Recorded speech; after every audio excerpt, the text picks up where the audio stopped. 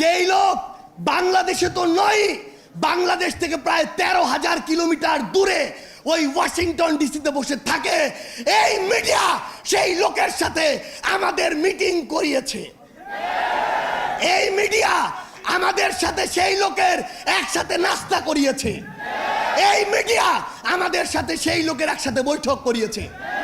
আমরা দেখি 3 বার breaking breaking breaking দিয়ে ওই চ্যানেল 1, এই চ্যানেল 1 থেকে প্রথম এই প্রোপাগান্ডা পুরা বাংলাদেশকে, পুরা পৃথিবীকে গেলানো হয়েছে।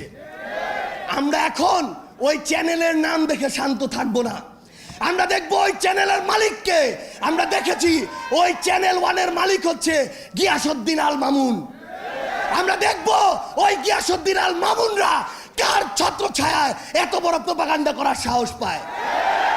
আমাদেরকে মিডিয়া কর্মীরা এটা পর্যন্ত বলেছে, ভাই আমরা কনফার্ম উনি দেশে নেই, কিন্তু উপরের চাপ আছে, আমাদেরকে ব্রেকিং দিতে হয়েছে।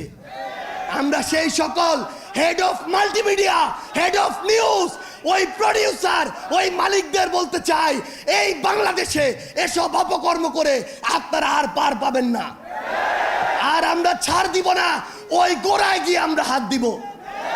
আমরা আরেকটি কথা স্পষ্ট করে বলি, আজকে নাকি সিআইডি কে তদন্তের দায়িত্ব দেওয়া হয়েছে।